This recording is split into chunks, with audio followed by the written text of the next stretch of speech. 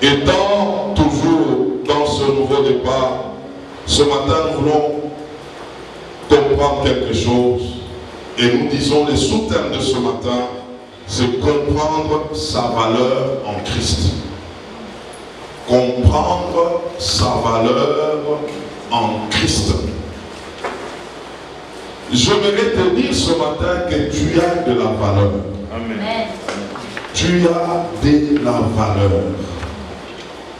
J'ai quelques textes aujourd'hui et nous voulons le lire correctement. Le premier, nous sommes dans 1 Pierre chapitre 2, du verset 9 au verset 10. 1 Pierre chapitre 2, du verset 9 au verset 10. Ah, tu as de la valeur. Amen. Et personne ne te dise le contraire. 1 Pierre chapitre 2, verset 9 à 10, nous lisons. Vous, au contraire, vous êtes une race élue, un sacerdoce royal, une nation sainte, un peuple acquis, afin que vous annonciez les vertus de celui qui vous a appelé des ténèbres à son admirable lumière. Vous qui autrefois n'étiez pas un peuple et qui maintenant êtes le peuple de Dieu, vous qui n'aviez pas obtenu miséricorde et qui maintenant avez obtenu miséricorde. Ah, il s'agit de toi. Nous prenons Jean chapitre 1 et le verset 19 à 23. Jean chapitre 1, verset 19 à 23. Voici le témoignage de Jean lorsque les Juifs envoyèrent de Jérusalem des sacrificateurs et des Lévites pour lui demander, toi, qui es-tu? Il déclara, je ne l'ai nié point. Il déclara qu'il n'était pas le Christ. Et il lui demandait, quoi donc, es-tu Élie? Il dit, je ne le suis point. Es-tu le prophète? Il répondit, non. Il lui dit encore, qui es-tu? Afin que nous donnions une réponse à ceux qui nous ont envoyés. Que dis-tu de toi-même? Écoutez sa réponse.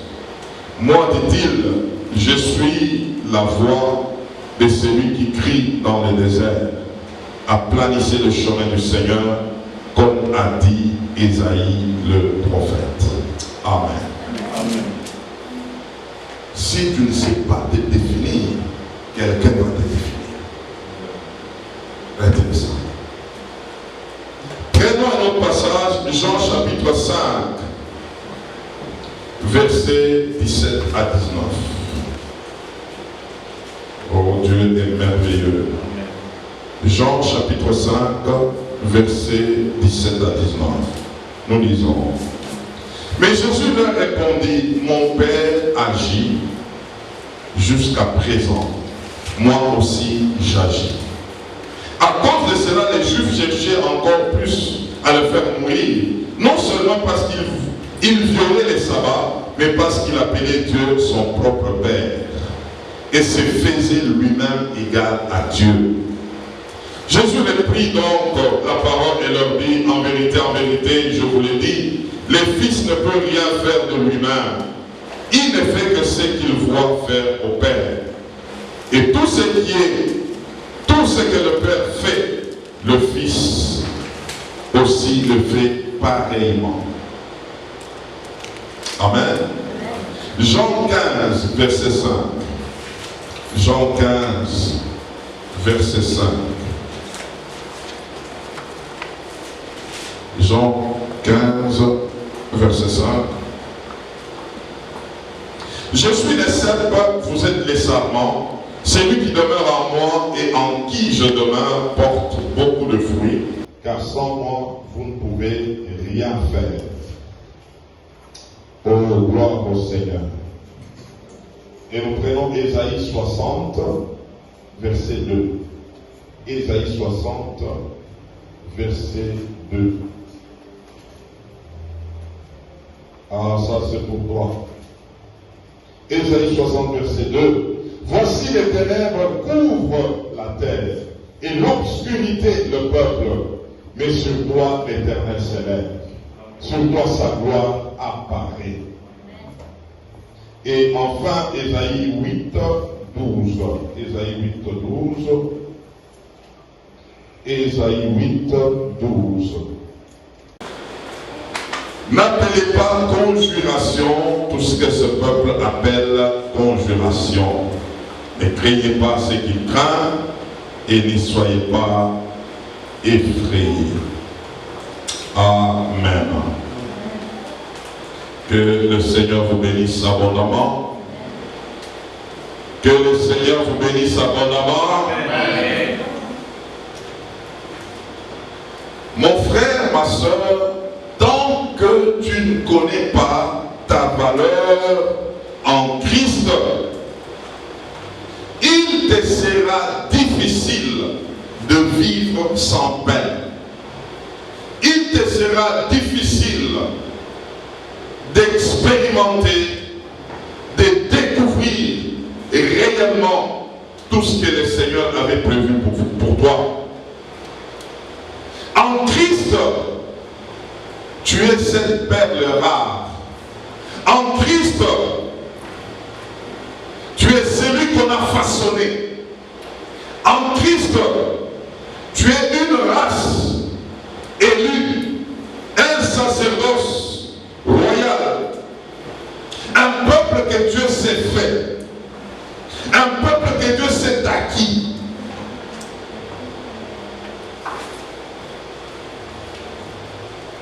Et donc quand tu ne comprends pas cela, ou encore ta compréhension n'est pas éclairée, tu peux vivre la continuité de ta vie passée, mais étant en Christ. Quand tu te définis mal, quelqu'un d'autre va te définir. Parce qu'en réalité, beaucoup s'ignorent étant en Christ. Vous savez, il y a une dame qui m'a rencontré, on échangeait avec elle. Elle me dit, mais tu sais que ce dernier temps ici, j'ai connu cette maladie, le gastro. Et ça m'a terrassé vraiment. Et elle me pose la question directement. Elle me dit, et toi tu l'as déjà eu aussi? J'ai dit, quoi? Tu as déjà eu aussi cette maladie? J'ai dit, moi je ne peux pas voir ça. Mais tu es un humain. Je dis, non, je ne suis pas un humain. Je suis un esprit. Directement, j'ai répondu comme ça. Et elle n'avait rien à me dire. Elle m'a regardé, elle a arrêté la conversation. Elle a commencé autre chose. Tant que tu ne te connais pas, quelqu'un d'autre va t'appeler d'un nom. Il va t'appeler un humain, il va t'appeler un homme ordinaire, il va t'appeler un homme de ce monde. Connais qui tu es en Christ et beaucoup de choses vont changer. C'est très très très important, mes frères. Vous savez, Job chapitre 33 verset 4, on nous l'a donné en semaine ici le vendredi. Job 33 verset 4, la Bible déclare que l'Esprit de Dieu m'a créé et le souffle du Tout-Puissant m'anime. Frère, en Christ tu as été créé par le Saint-Esprit. Il t'a façonné. Tu es l'habitation de Dieu comme nous avons vu le dimanche passé. Et ça c'est en Christ. Quelqu'un qui comprend qu'il a été créé par les souffles de Dieu. Une telle personne, lorsque cela est clair, les choses vont commencer à s'opérer autrement. Jean chapitre 3 verset 6, la Bible est en train de nous dire, ce qui est né de la chair est chair, ce qui est né de l'esprit est esprit. Tu as été créé par l'esprit. Et donc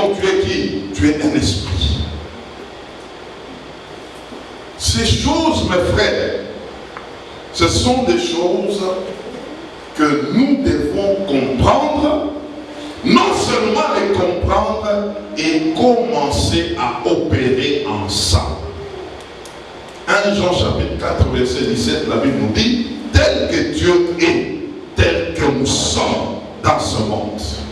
Pourquoi? Parce que nous avons été créés par lui. Nous avons été créés par son souffle. Et donc, nous sommes de sa race. Nous sommes des dieux. Nous sommes issus de lui. Frère, est-ce que tu comprends cela? Oui. Est-ce que tu comprends cela?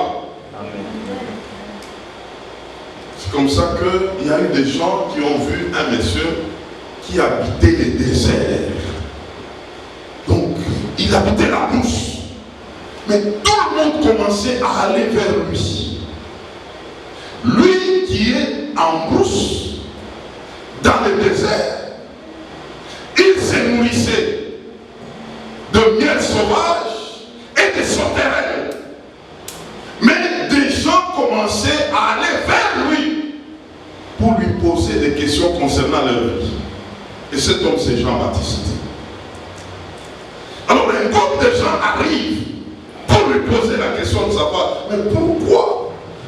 Qui es-tu d'abord? Pourquoi tout le monde est en train de venir vers toi? Es-tu le Christ? Il dit non. Es-tu Élie? Il dit non.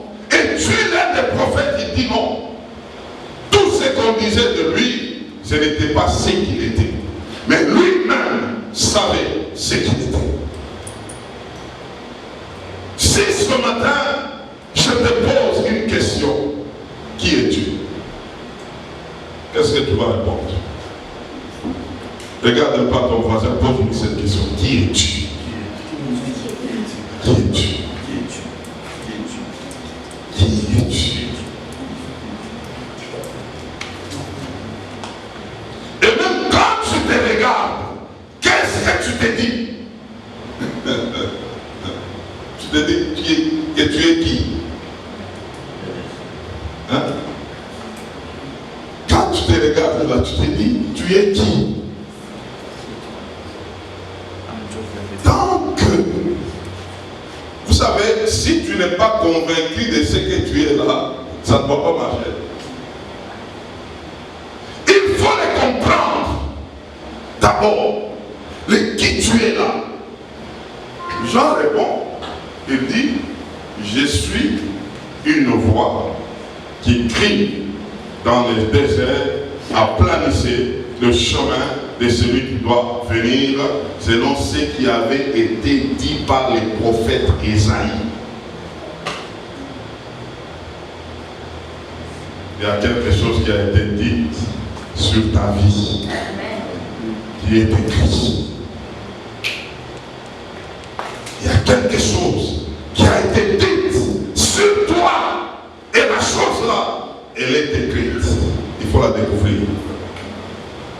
Il faut la découvrir. Jean-Baptiste a découvert la chose. La chose était déjà proclamée par qui? Par le prophète Isaïe. Et toi, qui es-tu?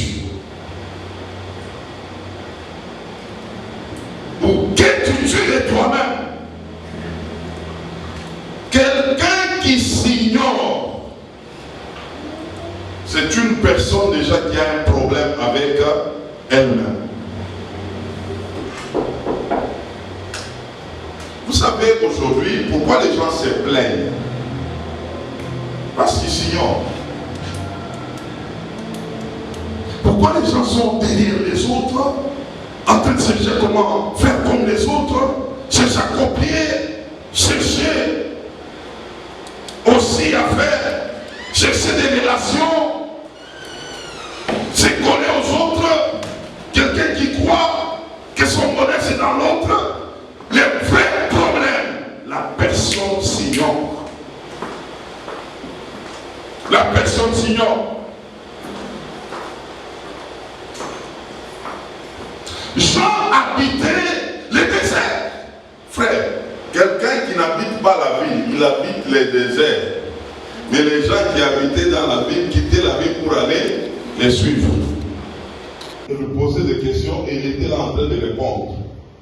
Même des militaires ont trouvé que non, en tout cas, nous aussi, on doit aller pour lui demander aussi. Mais maintenant, nous là, qu'est-ce que nous devons faire? Ils vont dans le désert. Si tu découvres de qui tu es, frère, tu seras stable. Tu seras stable et tu seras sûr de ton Dieu. Jésus arrive. Dans Jean 5, il se présente pendant qu'il fait son ministère, il fait une déclaration que mon Père agit et moi aussi j'agis. Tout ce que je fais, je le vois faire auprès de mon Père et je le fais.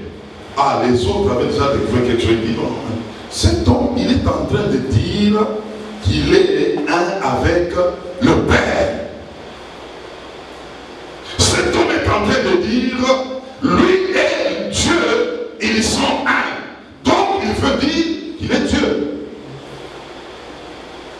Ça c'est l'identité. Le vrai problème que Jésus avait eu devant les hommes, c'était qu'il se disait qu'il était Dieu. Mais Jésus n'avait jamais dit qu'il était Dieu.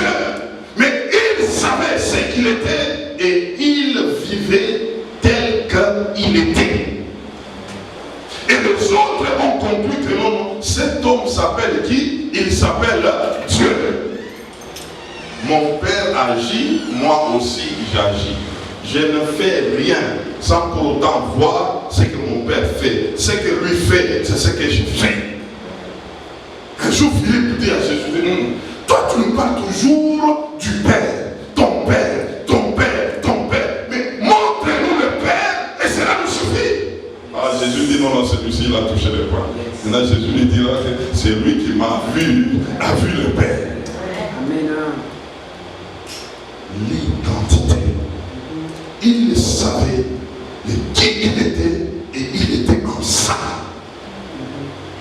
Il était en ça. C'était ça le vrai problème de Jésus. Tous commençaient à dire, mais comment? C'est un humain, mais comment il s'appelle Dieu? Comment il dit qu'il est Dieu? Comment? Il savait. Il savait. Il les a amenés à comprendre que ma source, elle est divine. Ma source, c'est Dieu. Ce que je fais, je le tire de ma source. J'ai une source qui s'appelle Dieu.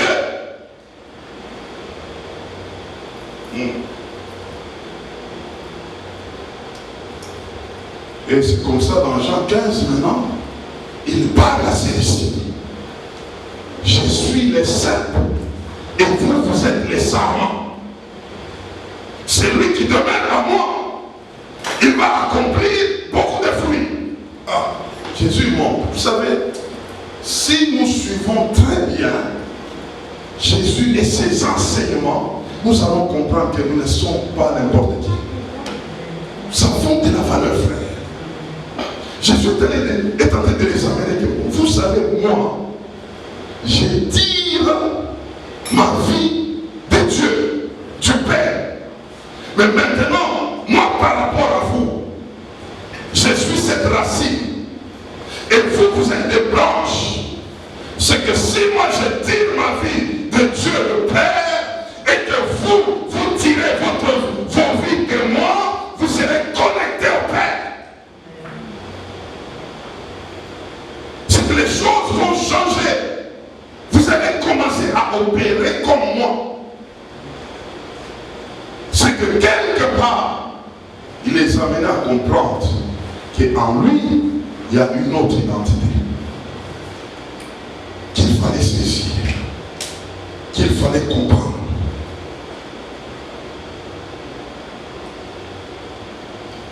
Vous savez, dans Actes des Apôtres, chapitre 10, verset 15, la Bible est en train de dire, ce que Dieu déclare pur, ne les regarde pas comme souillés. Combien de gens se regardent comme celui? Ou encore, combien de gens se regardent comme impurs, mais étant en Christ?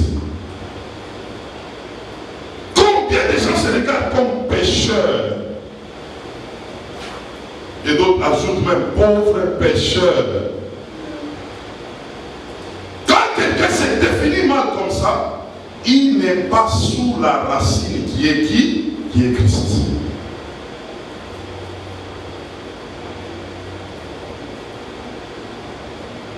Je te repose encore cette question.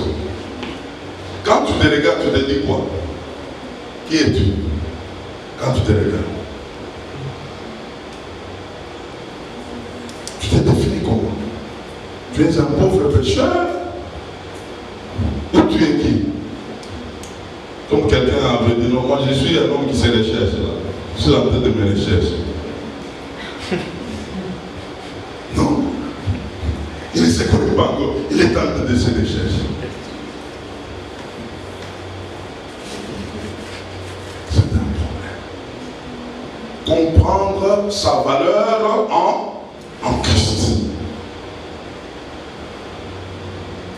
Tu as de la valeur.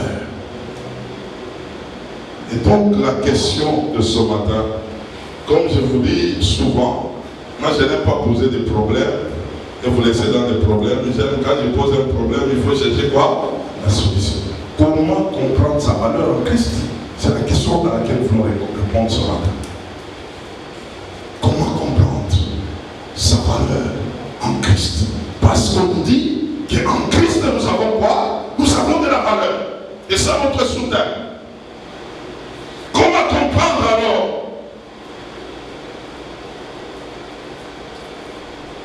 Je vais souligner ce matin 3 points. Premièrement, tu es appelé à faire la découverte de tes racines en Christ. La découverte. Je parle de la découverte. Ce n'est pas de la connaissance. Non, c'est de la découverte. Lorsque quelqu'un découvre, il y a une lumière. Tu dois découvrir tes racines en Christ. Vous savez, la découverte amène quelqu'un à quitter les ténèbres pour entrer dans la lumière. Il a découvert quelque chose. C'est que ses yeux se sont ouverts. Il y a des choses qui sont ici dans la parole de Dieu, mais dont les gens n'ont pas encore découvert. La découverte de tes racines en qui? En Christ. Tes origines. Tes origines. Vous savez, aujourd'hui, que le Saint-Esprit nous aide. Amen. Il y a des termes, il y a des gens qui enseignent comment briser les origines. Et là, nous sommes venus. Ok? Beaucoup de gens ont fait ces prières. Ils savent ça. Mais beaucoup de gens connaissent peu sur leurs origines en Christ.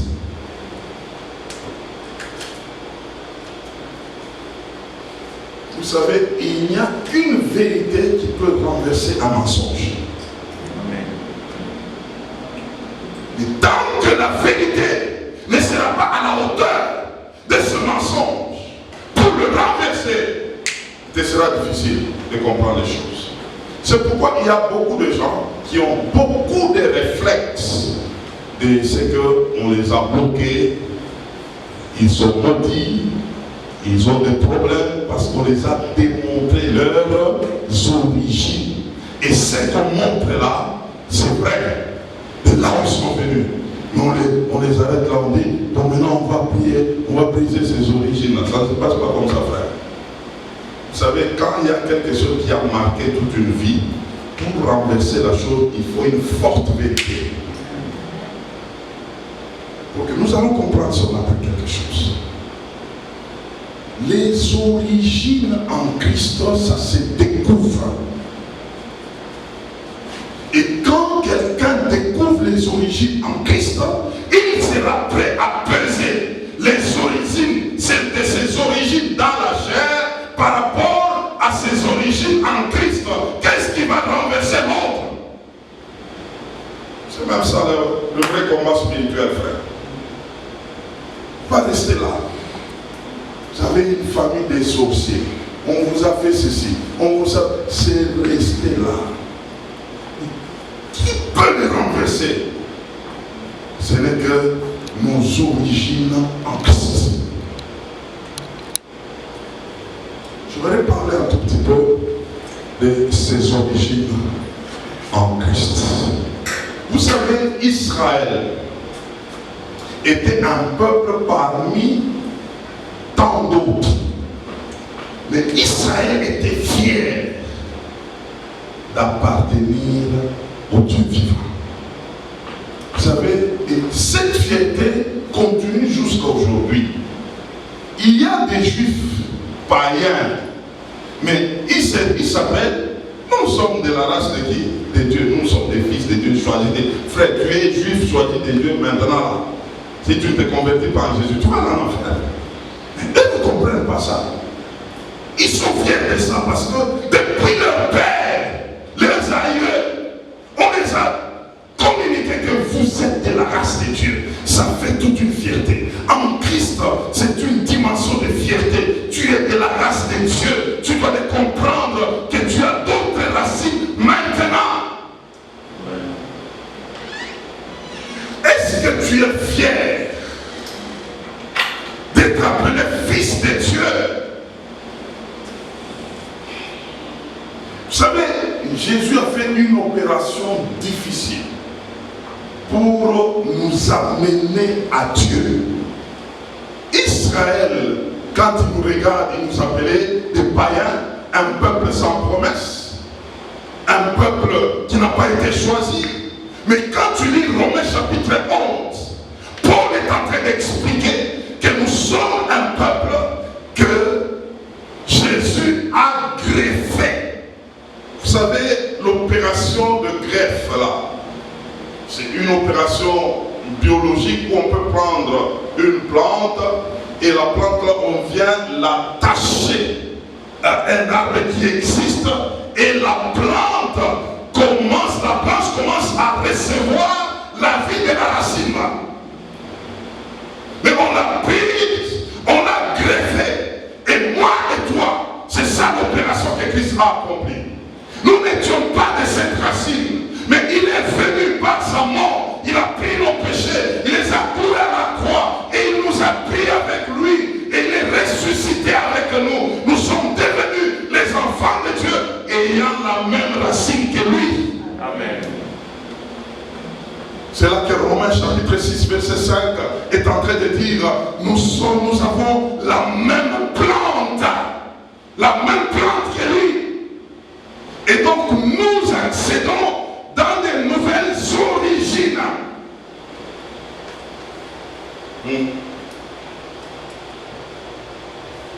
Ésaïe 11, de 1 à 3 est en train de dire du tronc d'Isaïe sortira un rejeton.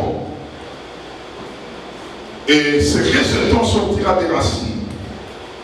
Et sur ces racines est reposé le Saint-Esprit de Dieu. Et toi, par la nouvelle naissance, tu viens d'être posé sur cette racine. Tu as acquis des origines de cette racine. C'est pourquoi il dit maintenant, je suis le cep et vous êtes les arbres. Je suis cette racine et vous êtes les branches. C'est celui qui demeure en moi produira beaucoup de fruits. Comprends-tu tes origines? Où tu es resté dans tes anciennes origines? Quand quelqu'un dit je suis de la famille des sorciers, voilà ma famille, mais tu es en Christ. Tu as une autre origine. Ton origine maintenant, c'est sur ces troncs d'Isaïe, c'est sur ces rejetons de David, c'est sur cette postérité de Jésus-Christ. Est-ce que tu comprends? Est-ce que c'est clair en toi?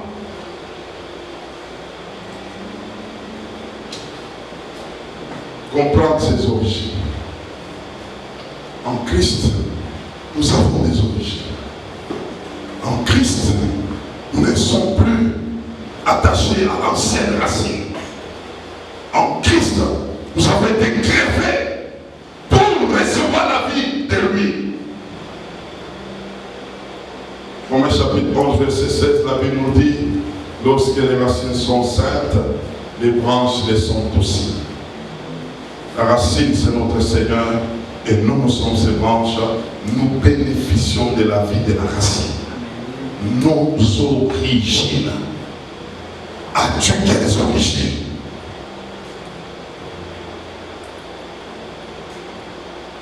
On nous a parlé beaucoup des origines charnelles, mais on ignore nos origines spirituelles. Et on n'a pas découvert cela. Même quand tu avances, le réflexe que tu as, c'est que je suis de telle tribu, je suis de telle nationalité, je suis de tel peuple. Là-bas, voilà ce qu'on fait là-bas, voilà ce qui arrive là-bas, voilà ce qui... Je vais te parler de tes origines en Christ. Tes origines en Christ, tu es pur.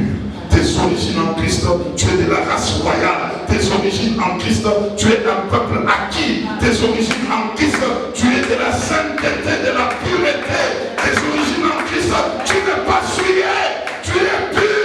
Ce que Dieu déclare pur, personne ne peut les appeler souillés. Amen.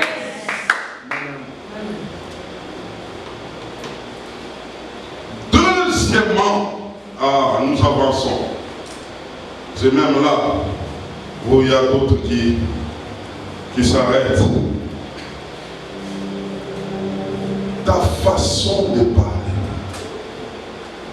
déterminera toujours le qui tu es. Deuxièmement, nous voulons dire, il faut se nourrir de son état actuel. Se nourrir de ton statut actuel. Tu dois te nourrir de cela. Oh, je vais poser la question à quelqu'un ce matin. Qu'est-ce que tu manges souvent? Alors, pose un peu cette question à ton voisin. Qu'est-ce que tu aimes manger souvent? Tu te nourris tous les jours. Tu te nourris de quoi? 2 Corinthiens chapitre 4, verset 13 nous dit, j'ai cru, c'est pourquoi j'ai parlé. Toi, tu as cru, tu parles comment? Je vais te dire ce matin, parler, c'est se nourrir. Est-ce que tu me comprends? Amen. J'ai dit quoi? Parler, c'est se nourrir. Quand tu parles sur toi-même, tu es en train de te nourrir. Tu es en train de te nourrir. Parler, c'est se nourrir. Proverbe chapitre 18, verset 20. Et même jusqu'au 21. C'est du fruit de tes lèvres que tu rassasies ton corps. Ce que tu sors de ta bouche, c'est ce qui est en train de rassasier ton corps. C'est ce qui est en train de nourrir ton corps.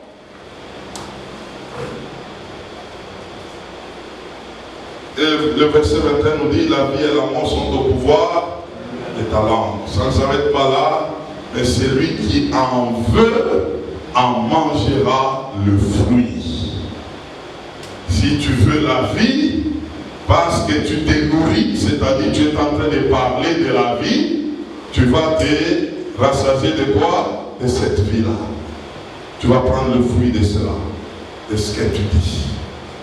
Quand toi, tu ne parles pas de tes origines en Christ, souvent sur toi-même, tu parles que de tes origines charnelles. Tu te nourris de ça. C'est pourquoi il y a des gens qu'on continue à délivrer jusqu'à aujourd'hui. Parce que les origines charnelles, c'est comme si c'est toujours là. On ne parle que de ça. Et toi-même, tu ne te vois par rapport à ça. As-tu déjà traversé de l'autre côté? Pour commencer à comprendre que tes origines ont déjà changé. Et cela, on les découvre par quoi? Par ta manière de faire quoi? Parler. Par ta manière de parler. Vous savez, il y a des langages, écoutez-moi bien, frères, sœurs. Des langages de chez nous. Bon, nous, bon, vous savez, chez nous, c'est où là? As-tu quel ADN? Il s'agit de quel ADN? Le sang qui circule en toi, c'est quel sang? Le sang de Jésus ou le sang de tes origines du passé? Parce que le sang de Jésus, nous n'avons pas les origines en passant par la nouvelle naissance. C'est son sang qui commence à circuler en nous. Nous sommes de son sang, nous sommes de ses origines. Mais maintenant, quand tu parles de chez nous, c'est où, frère? Vous savez, nous, hein, bon, chez nous, hein, sur le plan spirituel, tu annules l'autre origine. C'est comme ça que quelqu'un, il est toujours sous contrôle de l'ennemi. Parce qu'à cause de quoi? Chez nous. Chez nous. Chez nous.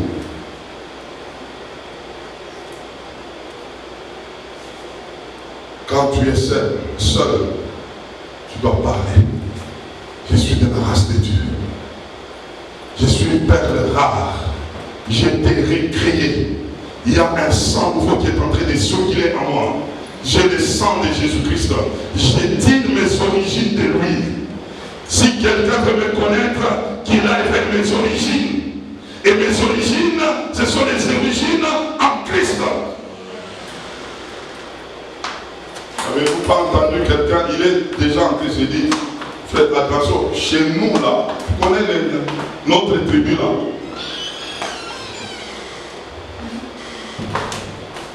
Le langage trahit beaucoup.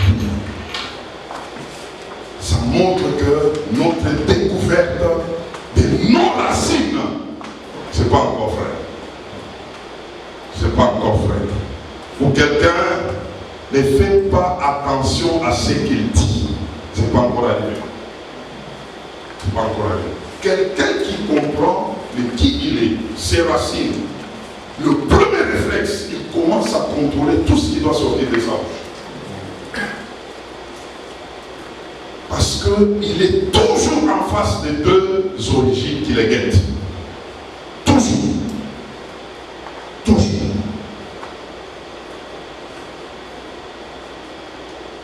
Alors, troisièmement, nous voulons dire il faut se singulariser.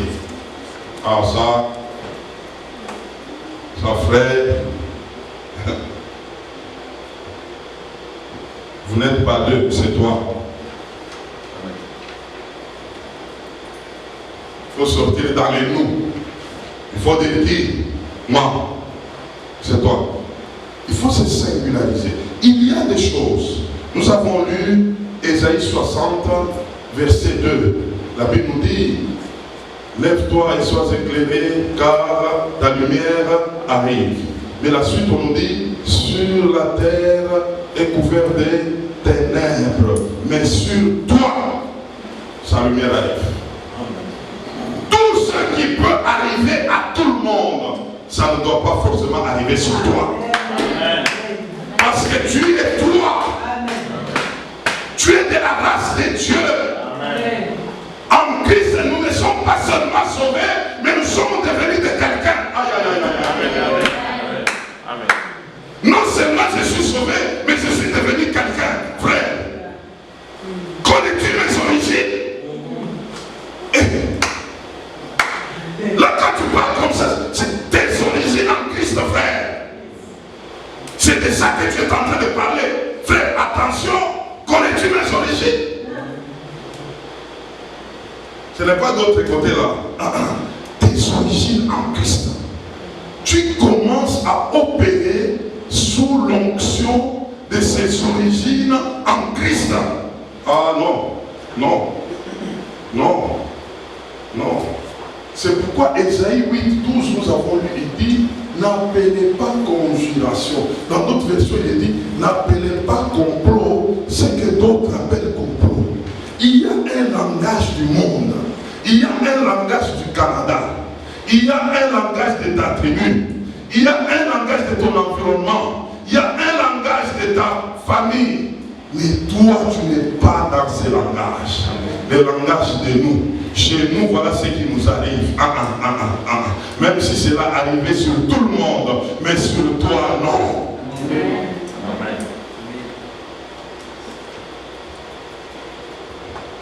Tu dois accéder dans ça.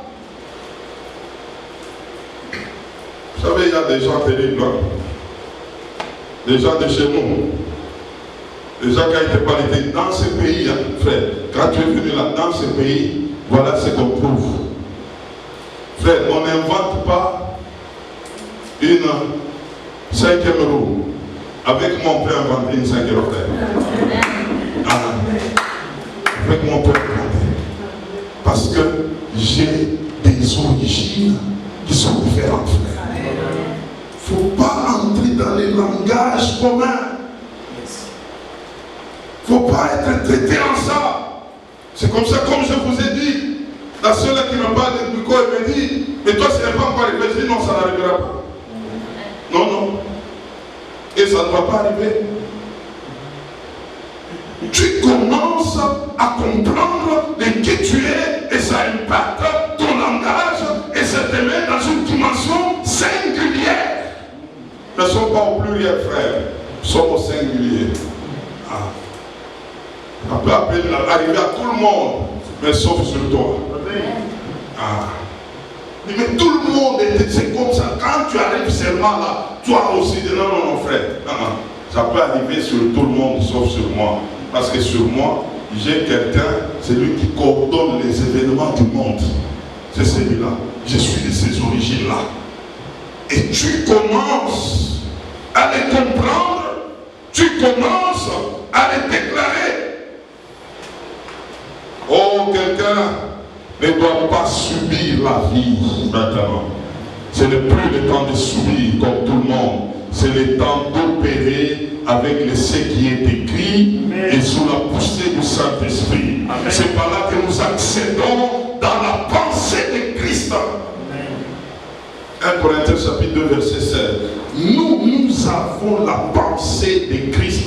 Et la pensée de Christ se trouve dans ce qui est écrit. Amen.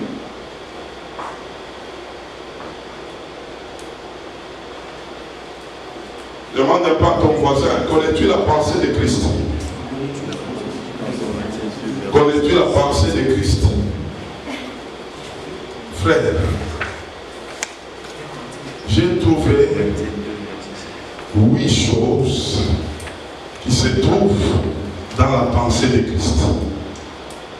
Si tu les comprends, ça bourre tes pensées là, ça écrase, ça enlève et que ça s'installe. Frère, en aucune situation, tu diras que cela n'est pas possible, ça sera toujours possible. Philippiens chapitre 4, verset 8. Oh, gloire au Seigneur. Amen. Tu as de la valeur. Amen. Philippiens 4, 8. Je crois peut-être c'est parce que même ici, on a bien calculé les choses. Philippiens chapitre 4, verset 8. Il y a 8 choses. Tu peux le garder comme ça.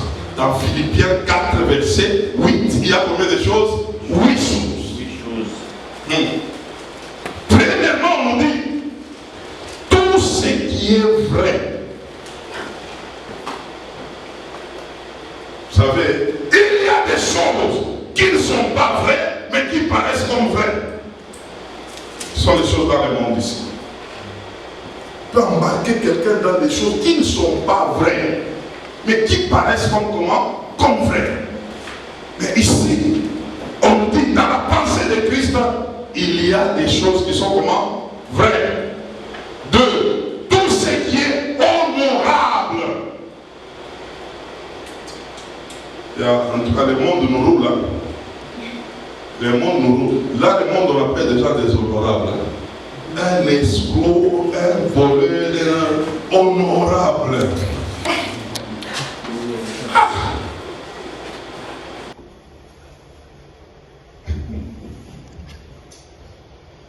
Que Dieu nous aide, que Dieu nous aide.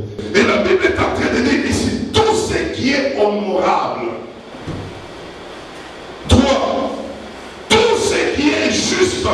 Je vais reculer un tout petit peu. Ce qui est vrai est honorable, ce qui est vrai est juste. Aïe, aïe, aïe, aïe, aïe. Quand quelqu'un est vrai, il va commencer à opérer dans l'honorabilité. Quand quelqu'un est honorable, il va commencer à opérer dans la justice. Maintenant, regardez comment est-ce que le monde est en train de rouler les gens. Il est honorable, mais il n'est pas juste. C'est un mensonge. C'est un mensonge. 4. Tout ce qui est pur. Aïe, aïe, aïe. Quelqu'un qui marche dans la justice, il est dans la pureté. Il est dans la pureté. 5. Tout ce qui est aimable. Quelqu'un quand il fait des choses, il fait avec son cœur. Quelqu'un qui sait communiquer tout ce qui est bien, et c'est le cœur qui travaille. La pureté sort des choses qui viennent du cœur. C'est pas du faux, c'est du vrai. C'est du vrai. Et 6e, tout ce qui mérite l'approbation de Dieu. Il y a des choses que Dieu n'approuve pas et qui se font sur ce monde. Mais dans la pensée de Christ, tout ce que nous pouvons faire trouvera toujours l'approbation de qui? L'approbation de Dieu. C'est pourquoi vous pouvez dire, mon Père agit, moi aussi j'agis. Tout ce que mon Père fait, je le vois faire, c'est comme ça que je le fais aussi. Parce que le Père le fait, c'est que le Père a déjà approuvé. Et 7e, tout ce qui est comment? Vertueux. La vertu, la bonne vertu.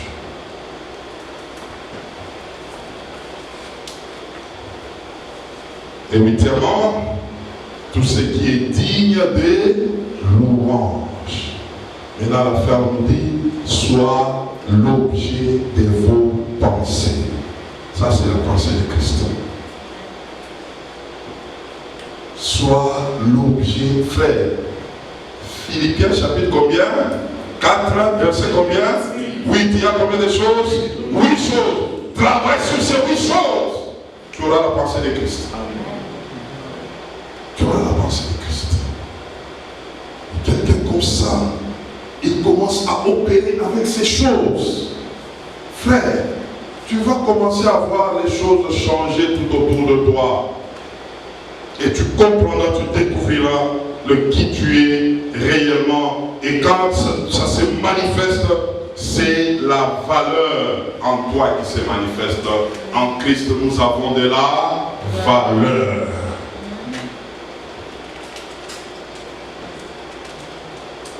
Et tu vas commencer à vivre selon ce qui est écrit sous la poussée du Saint-Esprit. Aimer faire les choses telles que ça a été commandé par la parole de Dieu. Vivez ça avec l'aide du Saint-Esprit. Il y a un homme de Dieu qui a interprété un autre pendant que c'était une campagne d'évangélisation. Et l'autre l'a prêché, c'était vraiment un homme de Dieu de renom, il prêchait. Et l'autre aussi, c'était un homme de Dieu qui l'a interprété. Pendant qu'il est en train de parler en anglais, l'autre interprète en français. Il parle en anglais, l'autre interprète. À un moment, il a parlé, l'autre n'a pas interprété. Il lui a dit, interprète. Il lui dit, ce n'est pas biblique. Ce que tu veux me dire. L'autre l'a regardé. Il continue. Aimez ce qui est écrit. Dites à opérer ainsi. Frère, tu vas d'abord toi-même te découvrir que tu as de la valeur. Dans ce monde, il y a des gens qui apparaissent, mais en réalité, ils ne sont pas ce qu'ils sont.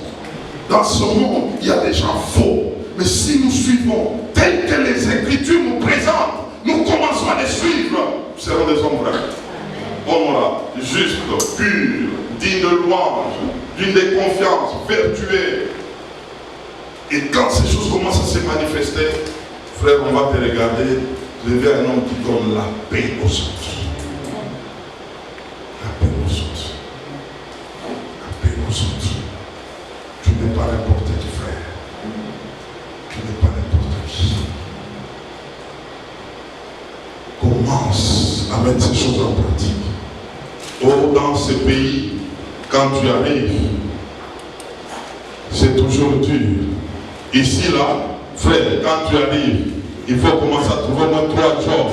Parce qu'ici, là, si tu n'as pas 3 jobs, et si tu ne vas pas t'en sortir, tu commences à chercher là.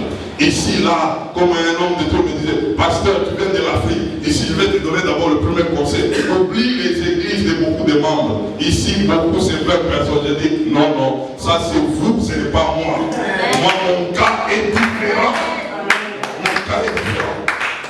Quand tu commences à opérer, frère, regarde, ton âge là, oublie déjà les mariages, frère. Non, non, ma soeur, oublie déjà. Quand tu vas oublier là, même à 45 là, à 45 ans, on peut te prendre même par un monsieur, 3e femme, va seulement parce que c'est... Non, mon cas est différent, frère. Amen.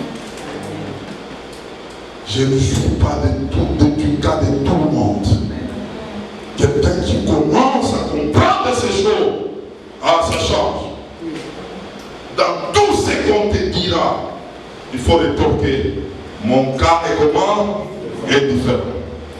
Mon cas est différent. Je ne suis pas comme tout le monde. Non. Quant à moi, c'est pas comme ça. Et fais asseoir ces choses dans ton mental. Commence à t'enivrer de ces choses. Commence à les déclarer, à les répéter. Quand quelque chose t'arrive, qui n'est pas des Écritures, qui n'est pas ce que Dieu a dit à toi, refoule déjà cela. C'est comme ça, frère, que tu vas commencer à opérer maintenant. Ça devient des réflexes. Quelqu'un te parle quelque chose qui n'est pas de Dieu. C'est comme ça que ce que je vous ai dit ici. La dame là, elle me dit, non, non, toi tu n'as pas encore eu de gastrologie. Non, non, cela ne m'arrivera pas. Ça, c'est une réponse qui sort directement. Ce n'est pas que j'ai raisonné sur quoi. C'est comme ça que je fonctionne, frère. Et quand tu commences à opérer comme ça, il y a des choses qui vont déjà te connaître que nous n'allons jamais loger en toi. Parce que ça ne peut pas marcher comme ça. Il y a certaines pensées qui ne vont plus commencer à venir te visiter. Parce que tu as déjà pris les 8 fondements de Philippiens 4:8 qui commencent à opérer en toi. Ce qui n'est pas honorable peut venir, tu les repousses. Ce qui n'est pas pur peut venir, tu les repousses. Ce qui n'est pas vertueux peut venir, tu les repousses. Tu commences à t'alimenter de ces 8 choses. Tu commences à les proclamer. Tu commences à les déclarer. Et c'est comme ça que tu vas te voir en train de vivre ensemble. Frère, il arrive des moments où on devient faible, même tu n'es plus fort pour pécher. Comme nous là. Une pensée du péché commence à venir, tu sais, un verset mondial, toi aussi. Et non, non, non, non, pas moi, pas moi. Tu récupères. Ce sont ces choses ici. Vous savez, quand je vous donne des choses comme ça, des versets, ça m'attaque. Je veux faire quelque chose, je vais me fâcher là, et dire, en tout cas, tel ça, le verset, tu donnes le passage là. Je vais faire tout. Allons seulement, allons seulement. C'est comme ça. Ça a commencé à... Je ne peux pas garder une rancune, une colère à quelqu'un un mois. Non, non, je ne peux. C'est pourquoi il m'arrive des fois, j'ai eu des quoi qu'avec quelqu'un, mais j'oublie. Amen. J'ai déjà oublié. Mais ces jours-là, j'ai oublié. J'ai oublié. Quand tu es rappelé dans l'autre, c'est ces jours. Il ne faut pas avoir la colère d'Ésaïe. 20 ans. En tout cas,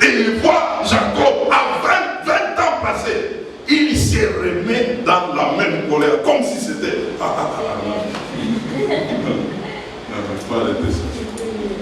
Comme si c'était hier. Il faut que les 8 choses puissent remplir nos pensées. Et nous commençons à les déclarer. Déclare le ce que tu es. Déclare tes origines. Déclare ta nouvelle identité. Proclame. Vis en ça.